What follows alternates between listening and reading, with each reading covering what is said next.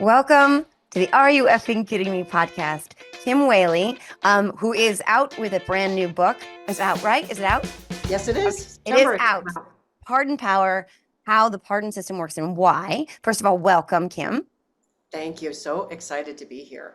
So excited for you to be here. Truth told, guys, we talked, what, 2 weeks ago, I think, off recording. And it was one of those conversations where when you meet someone you've never met before and then you meet them and you're like, oh my gosh, like something just clicked.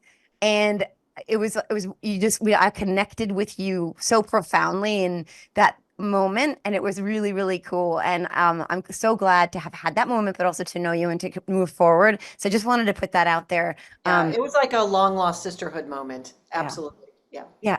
And the universe sometimes conspires to put people together like that because Glenn Kirshner introduced me to you, and I would have never known Glenn Kirshner if the world hadn't, been topsy-turvy the way it is, to say the least. That's putting it very mildly. But Likewise. That's yeah, why I know Glenn too. right. And Glenn was in a fundraiser that I had, a Zoom fundraiser that we had last night. And he's always so fun to talk to, and because he's a Jersey boy, and so I was in a hotel last night, and my service was super sketchy, and I go, I hope I get these two questions in, Glenn, because they're super important, but my service might,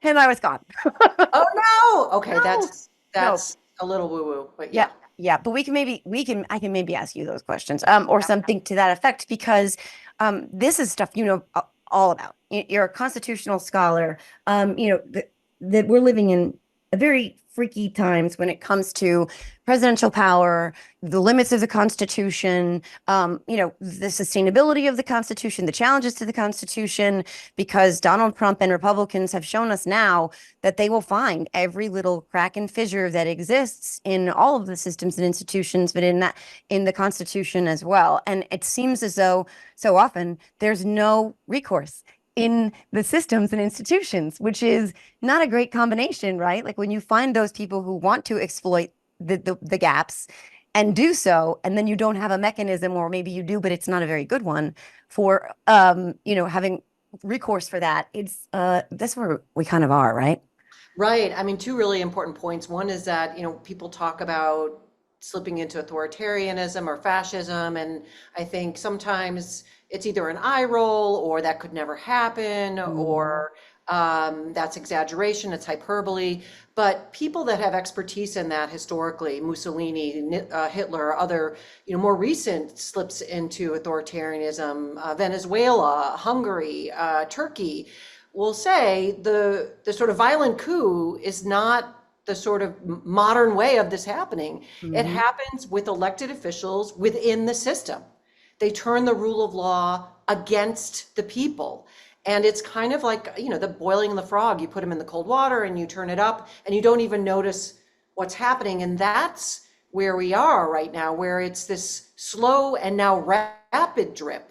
When I say rapid, because with Project 2025 and the Republican nominee, they're telling us exactly what they're going to do, and it's absolutely terrifying. And I can tell you, as a constitutional law person who's been following this carefully now for years. I started getting worried during the Mueller investigation, Mhm. that the system is in place, as you indicate, but it has failed because we have not used it, right? So the analogy I like to use is a speed limit. The speed limit doesn't slow people down. Mhm. It's when you get the ticket in the mail that the Right. machine took the picture of you speeding, everyone will speed down and slow down. We have not, Joe, our elected officials have not been issuing tickets for speeding since Trump took office and even before that. So, you know that you have kids, I have kids. If Yeah. you don't enforce a rule, it's not a rule. They know right away. Oh yeah. And Donald Trump and the Republican Party now know the rules are all on paper, but no one's enforcing them. And that almost makes it more pernicious because they can pretend this is democracy. It's not democracy. It's something else, and we should just name it. It's not democracy. And maybe people don't want democracy. I want democracy. We can talk about why it's a good thing for everyone, Republican and Democrat. Mhm. But what's on the ballot in 2 weeks is democracy or something like a dictatorship, authoritarianism, or fascism. It's something like that. It's not democracy.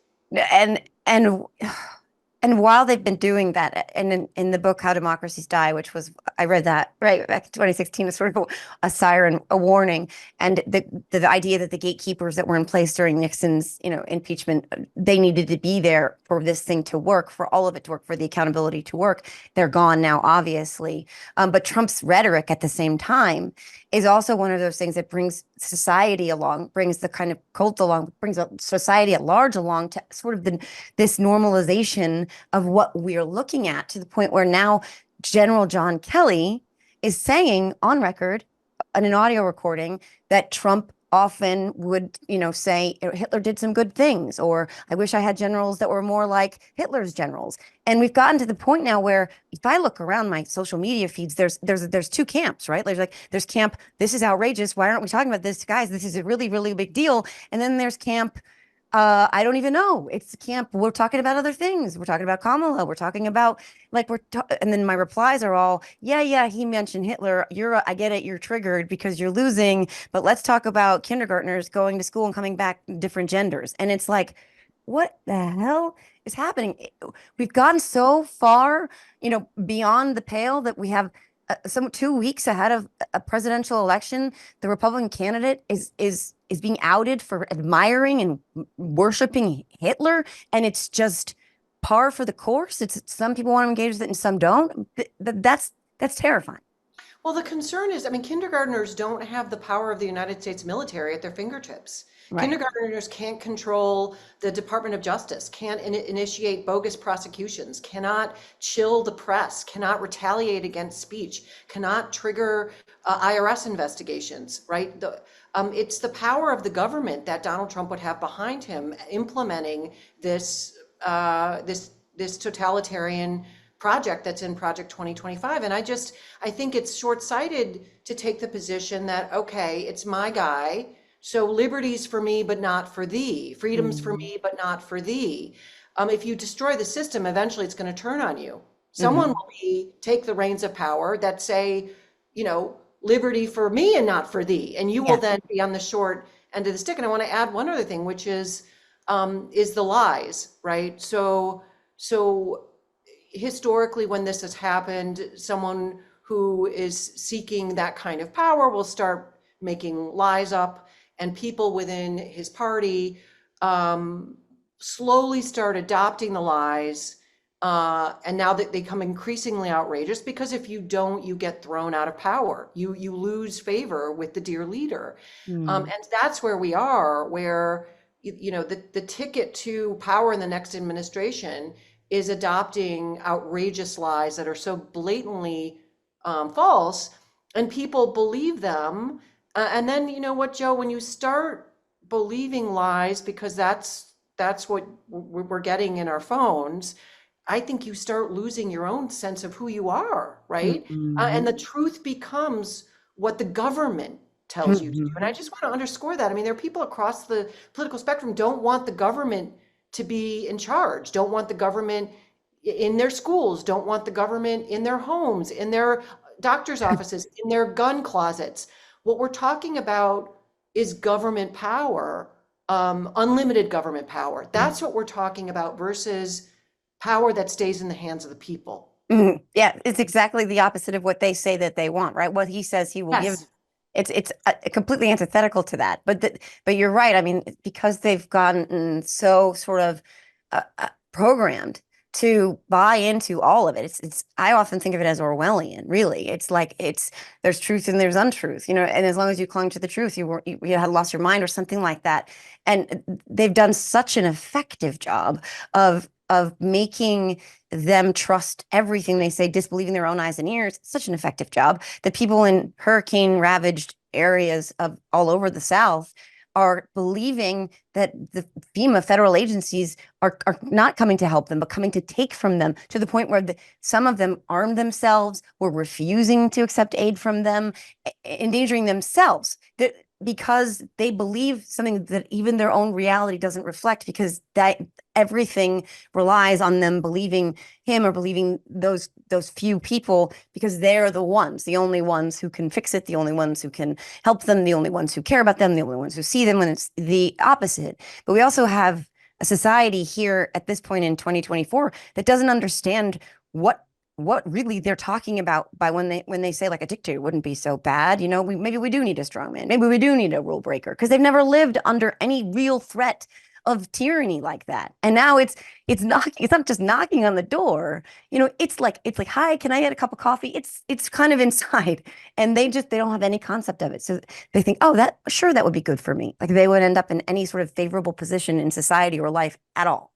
Yeah, it's this idea of American exceptionalism. I have a colleague in Germany, obviously they're still in the whiplash from World War II, and they understand this, and they're astonished that Americans aren't rising up and pushing back on this. I did a speech to voters in State College, Pennsylvania last night, and one of the people in the audience talked about just this. She's from Nicaragua, and she said, I don't want fascism. I don't want an overbearing government. I don't want elections that my vote doesn't matter, that the outcome is going to be predetermined to ensure someone stays in power at whatever cost. And I live right outside Washington, D.C., where, people from all over the world, and many, many times over the years, people who come from that kind of environment will almost shudder at the thought. They at all costs, they don't want that. And I do think Americans are wrongheaded in assuming it's somehow our birthright, that democracy is just ours, that the sun will rise and set on some idea of freedom, and you'll always be able to challenge your government. Mm. That's the thing that scares me the most, Joe. Mhm. Is there going to be a point where you and I can't have this conversation because we're terrified, or there's retaliation, not by people who dox you or criticize you online, but by a government that has the power of military grade weapons and the authority to incarcerate people legally under the Constitution? That is really different. If I grab you and put zip ties on you and put you in my car, that's a kidnapping and I'll go to jail. If the government does that, you go to jail until you can convince a judge, hire a lawyer and convince a judge to let you out of jail. Right. That's the massive power we're talking about of government. We all should be skeptical of anybody who wants that kind of power in government, Democrat or Republican. Right. And again, the idea of not having your vote count, a lot of people we saw in a lot of the ballot measures and even the red states, right, were one of the real big centerpieces of why they voted in favor of particularly abortion wasn't really necessarily the access to abortion that they were voting for. It was sort of this idea of maintaining their voice, maintaining their say, maintaining their role in democracy. And we definitely saw that in Ohio with issue 1. And I think when really faced with this question, overwhelmingly, when really having to ponder it, like I think Americans are still very much like, oh, wait, hold on. No, I still do want to say no, I want to participate in this democracy. Sometimes we take it for granted. Almost always we take it for granted like it's gravity and it'll just always be there, but it does require our nurturing. I mean, you can't just leave it alone. Like if you leave a plant alone, it'll die, you know what I mean? Or a relationship, etc. And it does require that our involvement and the fragility of this thing, because we've seen historically democracies are very fragile because human beings are so fickle and human beings are so traditionally like difficult and all the things, dramatic, where all of the things, but that it depends on us. But I don't think on a larger scale, like you said, I don't think they really think this can happen here. And even if it's Trump, they're like, oh, no, there will be the adults in the room. The generals will check his worst impulses still to this day. When those people, by the way, who were the adults in the room the last time he was in office are all now saying to a person, no, this person is a threat to our national security. This person is unfit. I mean, 2 secretaries of defense. Again, John Kelly was both his Homeland Security secretary and his chief of staff. And all of these other people have said he's unfit. And his vice president has said he's unfit. And yet somewhere in the brains of so many people, it's like, it's fine. It's fine. I can't vote for a Black woman or I can't vote for the Democrat. It's fine. It won't be as bad as you say. But we're already there. Project 2025 outlines it all. Donald Trump is repeatedly telling us what he will do, what he will use our military to do, what he will do in terms of deporting people. And I think we can all agree that they're going to be careful to make sure that their status is up to date or whatever. They're just going to do what they want. And There's not going to be any recourse to stop him. And sorry, the last part is when handed a Supreme Court that has now said you basically, the presidency has the power of a monarchy, essentially. Like you said, I mean, the government can put you in jail what are you going to do? It's worse than that now, really. It's like, as Yeah, long as it was an I mean, extension of think his job as, about it. Go ahead. Sorry. no, sorry, yeah, that's it. Just as long as it was a presidential act, anything they do is fine. I mean, think about it. If could Joe Biden tomorrow, under that decision, say, well, this candidate, I've read the 2020 Project 2025.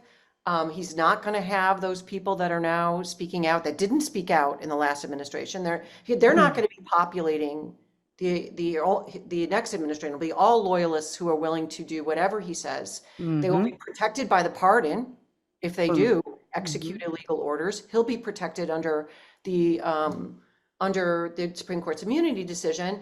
And so Joe Biden reads it and says, you know what, this is really bad for America.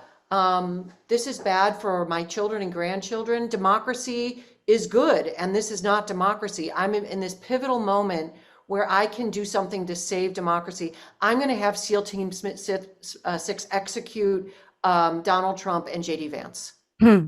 That, under the Supreme Court's decision, would be above the law. There's Mm-hmm. nothing anybody could do about that. So if that's outrageous to people who support Donald Trump, it should be outrageous to people who support Donald Trump, either way, right? Yeah. That's what we're talking about. And I should say, the thing that stuns me, Joe, and I agree with everything you're saying, is just how this whole process has led people to lose their humanity and their sense of kindness and goodness and tolerance and respect. It's not just not accepting FEMA aid, but FEMA workers have been threatened. Election workers have been threatened. These are our friends and our neighbors. This happened in Nazi Germany too. People started turning on each other. And I should just encourage everyone to go back to the foundational principles that you learned through your religion, through your parents, anybody that you respect in your childhood that you look up to. That's the same set of principles we should bring to this moment. It shouldn't be whether you're a Republican or a Democrat. I mean, politicians are not the people you call at 3 o'clock in the morning when you need someone to really come through for you. Right. That's not who you call. Right. And I think that what you just identified is one of the crucial antidotes to what we're seeing. And what we're seeing, and you've already pointed this out, in terms of historically speaking, so many of these things check the boxes, right? Like it's not like these are random newfangled developments in the fall of democracies or the rise of authoritarianism in different countries. They almost always follow some sort of similar path, and they all require little pieces of each other for it all to work.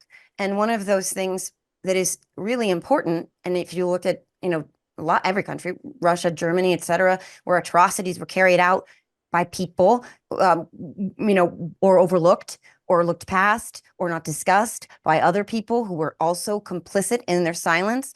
You have to get people to a point where they're able to do that, which is, again, against our instincts, against who we really are as human beings. We don't want that. We want to help. I really believe this. Maybe that's naive, but I really believe we want to help our neighbors and our friends. We do care about strangers. But in order for atrocities to be able to happen, you have to dehumanize others, right? That othering that Hitler is notorious for. He's not the only one who's ever done that, right? But that's been underway here. It's been undergirding all of this since the escalator, since Mexicans are rapists, right? And the line keeps moving and moving and moving, and the targets are getting more specific, I guess, but also the violent threats and the threats of, extrajudicial punishment are becoming more specific, where now it's no longer Putin or Xi or anyone else abroad. The enemy is within, and the enemies have been identified as Nancy Pelosi, Adam Schiff, the average American citizen in some cases who doesn't support him. And what will be done is very specific, where if I have to, I will use the National Guard, the military. He's already used the National Guard against American people, by the way, in Washington Square. I will use them to arrest those people, the real enemy. And so to get Americans there, right, there has to have been this steady drumbeat of these are the bad guys. These are the ones who are coming for your insert the variable, your wife, your daughter, your job, your America, your culture, your guns, whatever it is, they're coming for that, so much so that you're scared enough to believe that there are less than human, and then you'll forgive and allow anything. And that's, I think, where people are at now, which terrifies me. We're pardoning the January 6th attackers. We could talk about the pardoning, is this extension of, and now they're warriors, right? That's where that's gotten to. They're warriors. The Capitol police officers who were beaten and who died are no longer part of the even conversation for them. And they're crisis actors, but they don't see the humanity at all. So finding that thread that connects us again, like the conversation you and I had where we were going to talk about this book and then it turned into a completely different conversation and two human beings connecting. But like those are the places, those are the things they don't want us to have. So that's why they keep pushing us and pulling us apart on everything they can so that we can't ever do that. And they've been very successful in that regard, I think, obviously.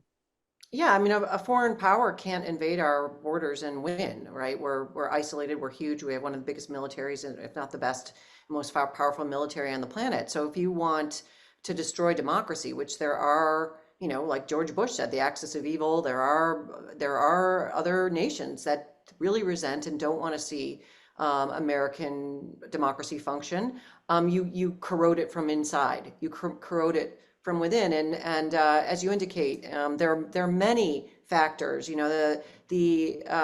The refusal to accept the results of an election, to stoke violence around the peaceful transfer of power, attacking anyone from the opposing political party, no matter what, going after the independence of the press, using violence in your rhetoric, co-opting the courts and the rule of law, filing all these bogus lawsuits. And of course, they have cornered, unfortunately, when I say they, the faction that wants to have a minority dominate American politics rather than actually win it through votes, have kind of captured the Supreme Court. But the way I like to think about it when I'm a visual learner is you think about a triangle, right? That's an unlimited monarchy. That is a dictatorship. In common law England, the idea was that your power came from God. And so you're at the tippity top of the triangle and you dole it out to the subjects who are the bottom of the triangle. And they're winners and losers, and it's based on a whim. It's arbitrary, right? You have to be in the good graces of the king or you'll be executed. You'll be sent to the tower, right? The framers and the revolutionaries flipped and inverted the triangle. And the idea is that we are at the top and it's all the people, and then we are the ones who issue the pink slips. We are the one who give the power to the president. It trickles down, but it's messy. We have to get some level of consensus. And one of the things that disturbs me, I think, in this whole, as you indicate, this gaslighting around this version of government being good for certain factions of the people, is that it is associated in some people's mind with God, that somehow Donald Trump is divinely chosen. So it is really putting that triangle back the way it was when it was King George III. If you've seen the movie or the musical Hamilton or listened to those lyrics, it was a radical idea to not have that hierarchy anymore. And I just encourage you, I was raised Catholic, one of five. Go back and read the New Testament. Read the teachings of Jesus. That is absolutely not what was taught by in the New Testament by Jesus. I mean, I'm not a religious scholar, but it's tolerance, it's kindness, it's love, it's turning the other cheek, it's compassion, it's seeing the downtrodden, seeing those that are exiled, accepting people's differences. That's what it is. It's not about, following a single person, regardless of how cruel and inhumane their rhetoric and their actions are. And as you indicated, you don't have to read Project 2025. Some of this stuff actually happened in the first administration, rounding up kids and putting them in cages, like you indicated, using the military. And a lot of the worst instincts were stopped by those around them. That won't happen in round two. I think it'll start from the get-go on January 20th if Donald Trump is sworn in. It is back to the one thing. It's so funny to me. You mentioned like Joe Biden has this kind of power theoretically right now, and yet no one no one worries about him abusing it. No one says, like, no one's going into this election, what if Joe Biden does like something anti-democratic and he's like, I'm breaking all of this, I don't care. No one's worried about Kamala doing that either. We make jokes like, oh, well, he should do this and that, and then they're fine. But because because he wouldn't break democracy in that way, because he's a steward of democracy and he understands that even if you think that you're justified in going against the Constitution or breaking the rule of law or for the right reasons, even if you think you're doing it for the good of the people, which Trump could argue the same, ultimately you can't, right? You can't, and that alone is a really stark contrast. But I'm curious because I don't think I'm not a constitutional scholar by a long shot. I'm not positive, but did the framers have anything in there to do with the separation of church and state, or was that later in amendments, et cetera? So going back to that and to this court that is 1000% appointed, really, I mean, by the minority of presidents. So they're most of the majority. Maybe two were appointed by W, maybe one, you'd know, but they're mostly appointed by presidents who didn't win the popular vote. So the minority of Americans have appointed, in theory, the majority on this bench that is imposing these insane, laws, or what, I don't impose laws, but right. So in these insane You kind rules. of do. Right. Okay. So they're, for instance, sort of challenging this idea of church and state separation in some of their rulings last year or 2 years ago, but also if they're supposed to be adhering to the word of the Constitution, right? That's the idea, essentially. I'm paraphrasing in my mom mind, in my Jersey mom mind. How the hell did they get to a point where this immunity ruling was even remotely possible when there's not only nothing in the Constitution which says that this kind of thing could be the case, but that it sort of is designed against this sort of thing from happening, that there were protections against this sort of thing from happening. And yet this court was like, no, we think they should be immune. How'd that happen? Yeah, so a few things. The reason that the court's doing it is because, to use my other analogy, there's no tickets for speeding. The Okay. Supreme Court is drunk with its own power. It's at the tippity top of the triangle, and there's nobody stopping it, right? So, and I think people like Joe Biden and others in government, including those on the Republican side, wouldn't do something like assassinate a political rival, not just because they believe in the Constitution, but because they believe in human integrity and they have a personal value system, which I think is so important. Now, your question about the framers and the idea behind the original Constitution, and how did we get here? Remember when the Constitution was ratified, you and I couldn't vote. We were effectively chattel because we were women. It didn't happen until the 20th century that women could vote. After, people of color could not vote, and actually poor white men couldn't vote either. The Constitution was set up with rich white guys really not believing and not trusting the populace, thinking that they knew better. And so they really did set up a lot of the Constitution. As much as they didn't want a king, they wanted democracy, but they put this layer between the people and the law that is, at the time, rich white men and they all knew each other, right? Yeah. So one day you're Supreme Court justice, the next day you're president, right? And they kind of knew what the deal was, and they trusted each other. And we've had a steady accumulation of democracy since then. Many people believe, of course, we fought a civil war. Many people believe it wasn't until the Voting Rights Act in 1965 that there really was universal suffrage, that people could actually vote, because even after the Civil War amendments, the 14th Amendment, the 15th Amendment, the 13th Amendment banning slavery, states got really cute and kept Black people from the polls anyway. Jim Crow laws and all these outrageous voting requirements. And then in 2013, the Supreme Court kind of killed a key part of the Voting Rights Act. So we're back to kind of where we were. So in a to some degree, not as bad, of course. And then for the first time in history, with the Dobbs decision, we saw the Supreme Court snatch an individual right from 50% of the population. And I just want to make clear to listeners, what is a right? What does it mean to have a constitutional right? It doesn't mean there's some leprechaun or fairy or intervention of the divine that gives Americans something that other people don't want. All it means is if the government comes to interfere with your right, you can go to another branch of government and get, for example, a court order directing them to stop. So if the police come and barricade your front door and you have a right to your home, All that means is you can go to court and get a judge to tell the police to stand down. That's all a right is. A right is only so good as it's enforceable, only so good as we can issue tickets for speeding. And the problem in this moment is people have not issued tickets for speeding, including the Democratic Party, for a long time. And frankly, if Donald Trump gets in the presidency, all of it's out the window. And the only, quote, rights are those that the government decides, and it's arbitrary. It's not going to be what's in the Constitution necessarily, or even in the law. It's going to be what the people in power want. And let me tell you, and this is unfortunate, it's the rich and the powerful that are going to have the rights. It's corporations, it's billionaires, it's politicians that get reelected through billionaire and corporate money, and it's foreign influence. It's foreign oligarchs, it's foreign corporations. It's not going to be your friend, your neighbor, your grocer, your doctor, your teacher, your best friend. We're all going to lose. And so those people who think, oh, this candidate is out for me. Oh, no, they're, the rich and powerful in the history, Joe, of humankind. They've been the boss. Right. And they're not even really pretending otherwise at this point. I mean, they're sort of saying that all the quiet parts out loud, which could be because they have gotten them so far along where they know nothing matters, that they can do anything or say anything, or it could be because, so to your point earlier, they have so many plans in place for dismantling whatever the legitimate results are, or challenging.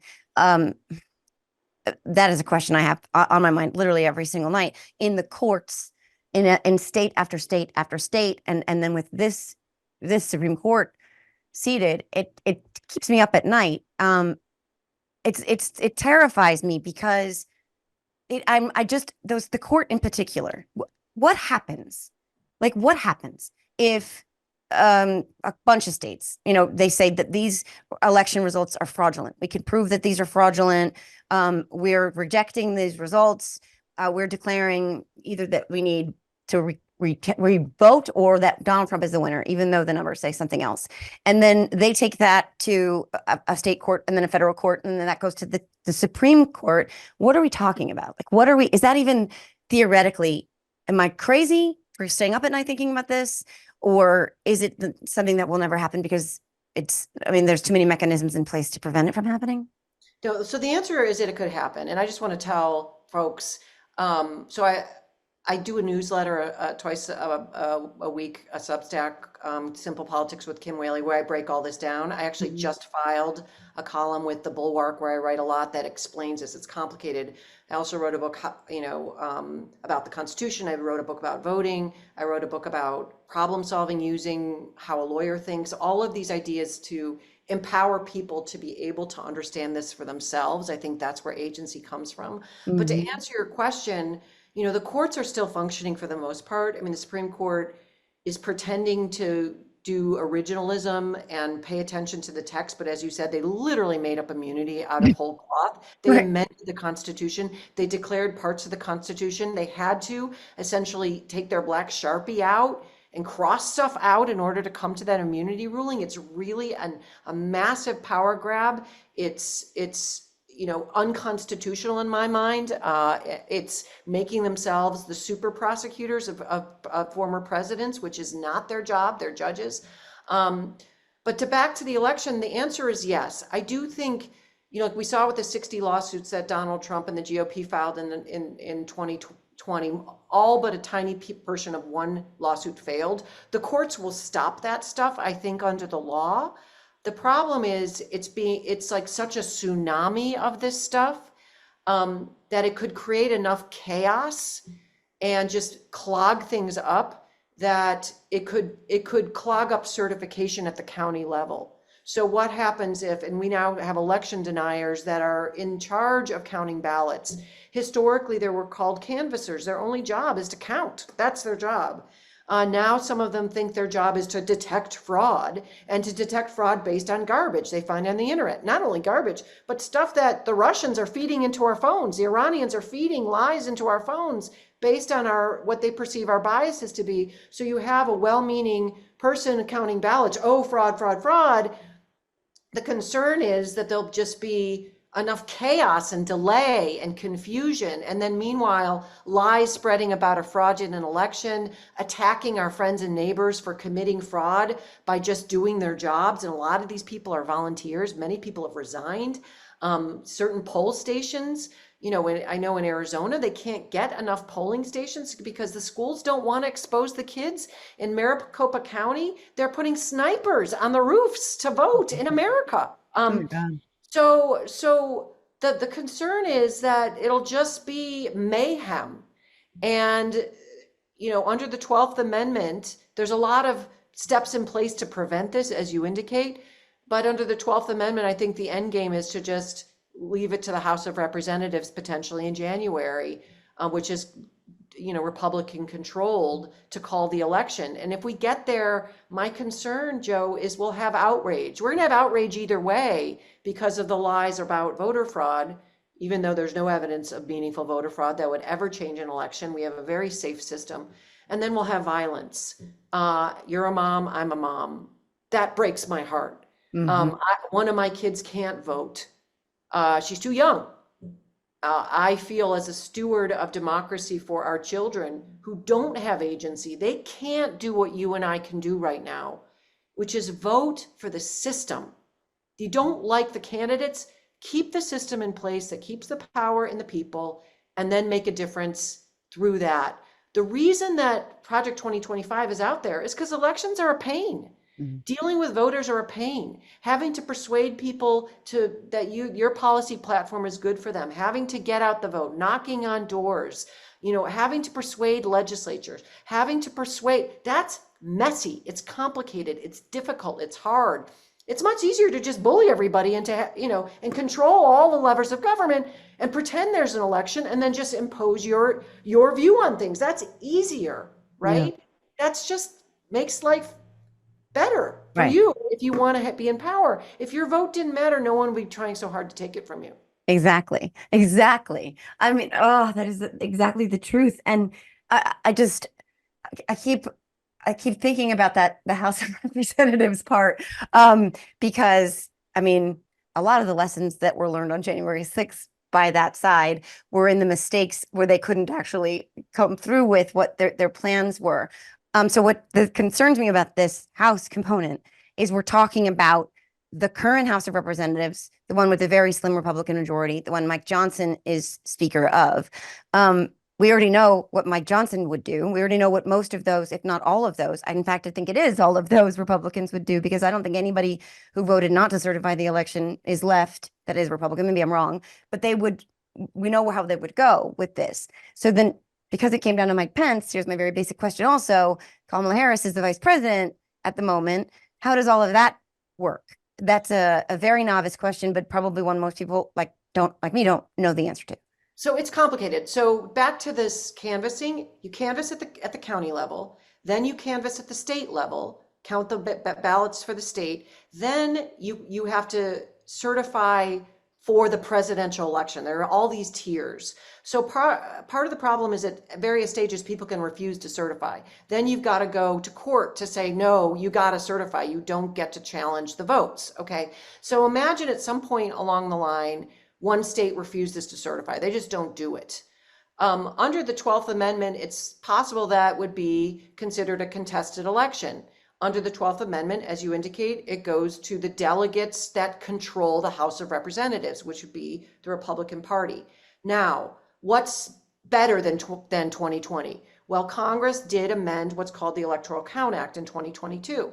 So what they did is say, okay, say that happens and you don't get a state that certifies, you just don't count them for the Electoral College. So they just cut out of the mix. So maybe that means they can't thwart things. That's one option. Mm-hmm. The other thing is, when it comes to certifying it in January, it used to be you could just voice your objection. Now you need a fifth of both houses of Congress to agree that it's a failed election, right? So that makes it's a higher bar. It's not just one or two Republicans.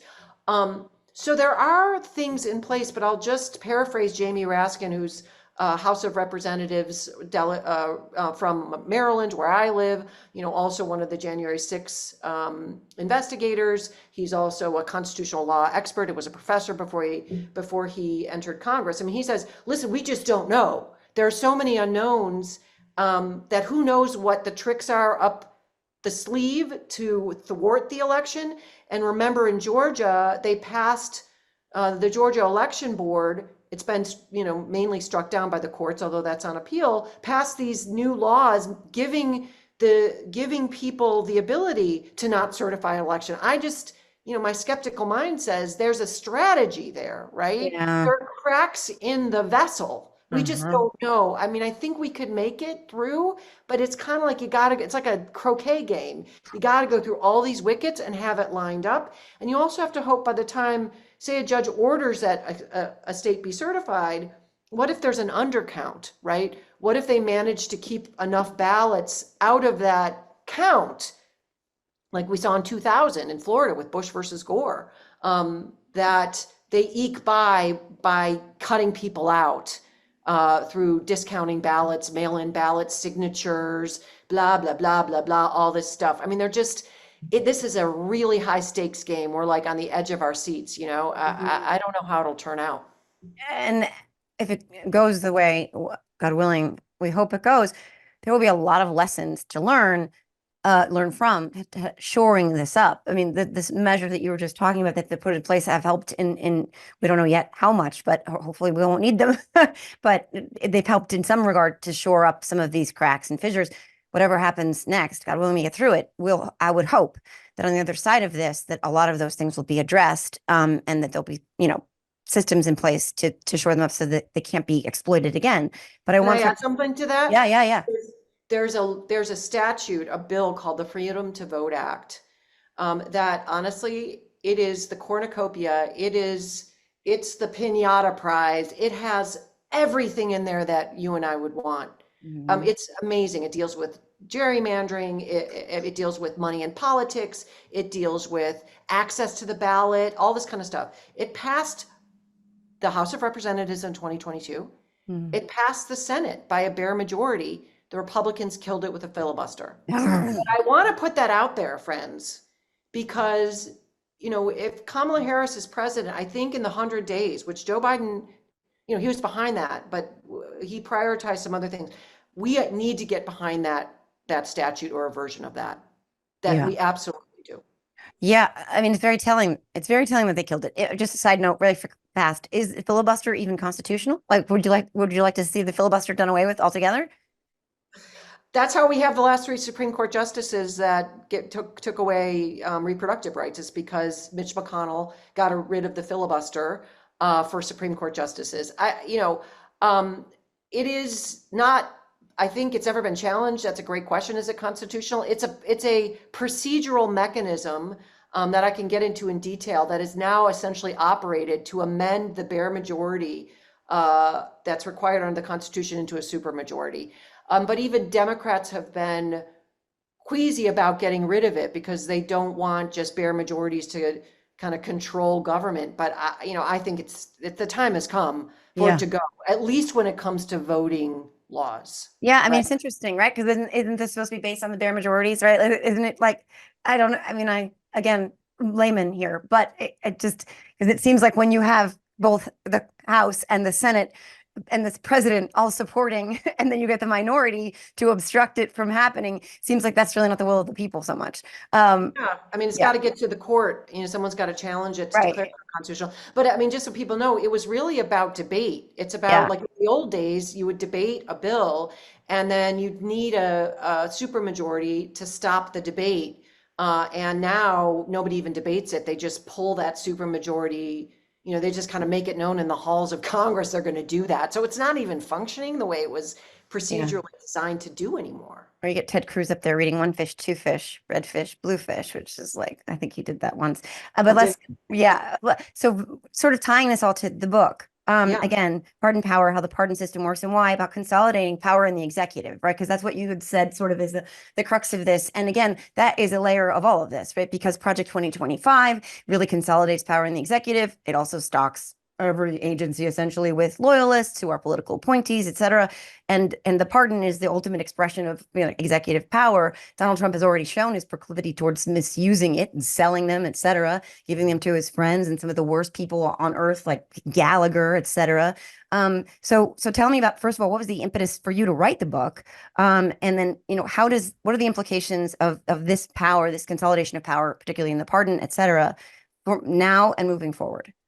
Well, I wrote it because no one's really written it, and it's kind of this corner of democracy in the Constitution that's a relic of King George III, or he actually even had less power than we assume presidents have. So a pardon wipes away all the work of the other branches. It wipes away the laws passed by Congress. It wipes away the judiciary. It wipes away jury verdicts. It wipes away sentencing. It wipes away everything. And the theory behind it in the olden days, it goes all the way back to the Code of Hammurabi, this ancient Babylonian text. And of course, Jesus was denied a pardon by Pontius Pilate. Right. It came out of the denial of a pardon, gave birth to the entire, Christian tradition. But back then, there was not even jury trials in the old days in common law England. There was not Fourth, Fifth, Sixth Amendment rights for defendants. I mean, I don't. If there's unfairness in the criminal justice system, we should fix the laws of the criminal justice system. And it's increasingly used for corruption. Yeah. And it's become more problematic since the court declared immunity for presidents. Like, if you use your official power to commit crimes, you're good, right?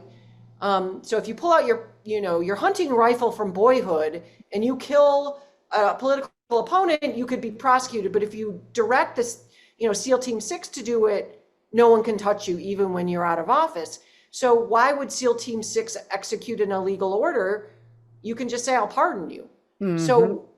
So you put the pardon power now with that immunity, and you have big swaths of the federal government that are above the law, even if voters later decide they don't want them in there.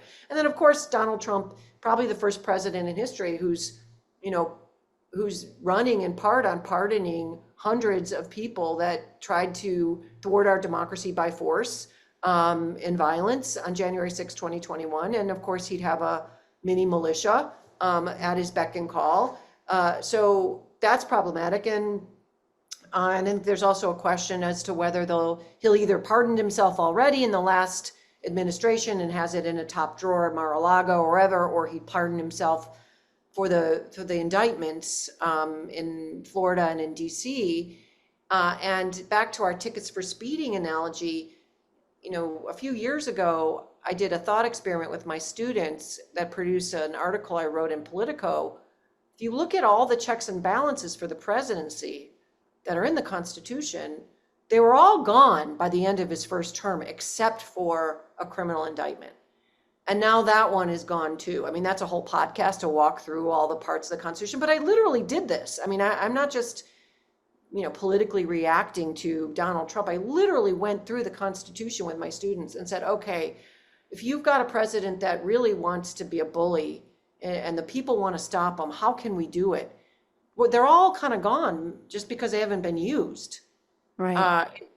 So that gets back to our original question. And that's why I wrote the book, because it kind of encapsulates where we are. Unlimited power versus checked power. Mercy versus corruption. Using your conscience, your sense of humanity, the value system grandma taught you. I know my grandma taught you to not only live your life, but to engage in politics and to vote according to your value system, which is mercy, compassion, or sign on to corruption and cruelty. I mean, the pardon power has it all. Yeah. And the book is written for lay audiences. It's not for, law professors. It's for regular people. It has a lot of stories in it.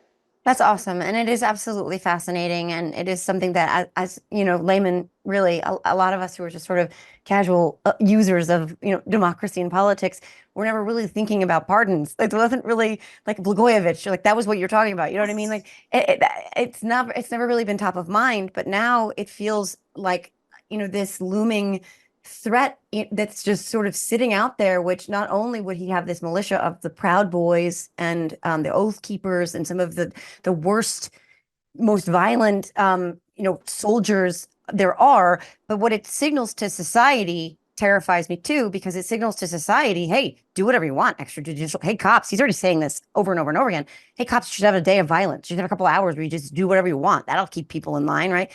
That the chaos that would ensue, the cruelty, the extrajudicial killings, the suffering that we would all go through, like that is looming.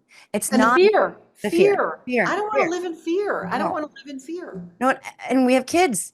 We have kids that, first of all, I'm pissed as hell that my daughter is 11. She has fewer rights than I did at 11, but she's potentially inheriting a future that I left behind for her, where she has fewer rights than I do, and will have fewer and fewer rights. No joke. There are people talking about repealing our right to vote. Like, this is where we are. We are. I know. Yeah. And so all of that is looming, and so much of that resides in this pardon power and this consolidation of power in the executive, and it is absolutely fascinating and terrifying. But we need to be present in this moment. We need to be very, very, very aware, and we need to be engaging with this moment. You're speaking in Pennsylvania on the Constitution, and are people real quick? Are people sort of like, yes, I get this as a threat. Our democracy is on the line. That this election is about this. Are they understanding that when you're talking to them? Yes, I think they are. And I mean, obviously they show up because they want to know, and people want to know, what can you do? Mm-hmm. And I think step one is to educate yourself, right? I mean, if my car breaks down, I don't know how to get it going again. I got to call AAA or Yeah. whatever because I don't know how it works. So if you want to fix your democracy or save your democracy or, change your government, you got to understand it. That's number one. Number two is what, kind of what you and I had when we first met, which is, find the connection with each other. That's where the power is. And that's why there's so much effort to divide us, because there's power in each other. Try to talk to someone who you don't agree with and find a common thread. That's where our power is. That's really where the power is. That's what whoever the they are afraid of. They're terrified of that. And again, we all want the same thing, right? Like we don't want to have to think about maintaining our freedoms. Like, we don't want to have to think about democracy going off the edge of the side of a cliff. We don't have to think about our president, deciding to execute his political rivals by ordering Team Still Six or I don't know if I said that wrong. We don't have to think about all that. We just want to go home. We want the roof over our head. We want food on the table. We want warmth. We want our family to be okay. We want our government to make sure our roads are paved and our schools are okay. Like, we don't really want to have to think about all this. We have to engage with it, yes.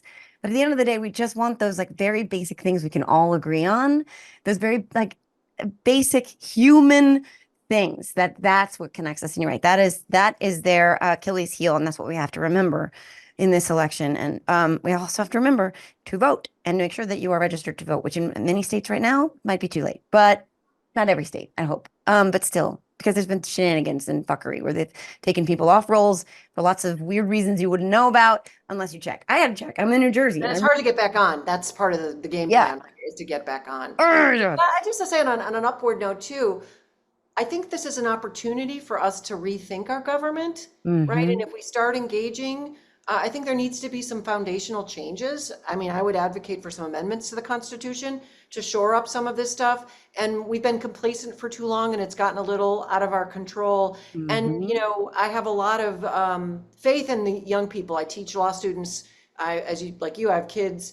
And I think if we preserve this for them, I have confidence in them. They can make it better for future generations. I agree 1,000%. This really does feel like this cliff or line. There's this moment. There's what was before this moment, what comes after this moment, and we will see what that looks like. Yeah, we should talk again afterwards and debrief. After Yeah. I'm going to Thanksgiving in Ohio, and that was a challenge in 2016, I'll just say. So let's see how this goes this year. If we have an answer by then, I mean, I really hope that we do, because that scares me too, because that chaos will seep in and, oh Lordy. Well, again, everyone, the Substack is, sorry, I lost it now, but then a Substack is Simple Politics. Simple Politics with Kim Whaley. But if you just hop on my website, Kim Wehle, it's all there. And you could just sign up, and Awesome. my books are there too. And Awesome. anyway. Great And I, chatting. and I recommended your Substack. So you can also go to my Substack and find Kim's Substack recommended there. And again, the book, Pardon Power, how the pardon system works and why. Thank you so much. It's not your only book, all the books on your website. This is so important right now. And by the way, if I can make one little plug, we need to advocate for real civics and government education in public schools, not 5 cents on the dollar. Please. Like this is, I know that those math and English and all of science are very important. They are obviously very important and we need to do better on all of them. But like if government is always in place, it's always going to be in your life in some way. And if you don't understand it, you don't know how to engage with it, and then you don't take care of it. And then you get to this place where you're like, how are we here? It's like, well, you want to talk? There's a lot of stuff we could talk about. Yeah, we blame the politicians, but it's really us that's Yeah. responsible for who's in office. Yeah. Yeah. So I appreciate you so much. I look forward to another conversation. We're going to have a lot of conversations, I think, because I want to have a conversation that doesn't have anything to do with politics. We've talked about this as well, something a little bit different from both of us. Thank you so much, Kim Whaley. Guys, subscribe to our Substack. Go get the book. Let's participate in this democracy. Put our heads down and do all the work and fight. And we will win. I believe it. I really do. I believe it. Thanks, Kim. Oh, so great to be with you. Thank you for having me. Okay, we'll see you soon on the other side of this craziness. Okay, bye. Bye.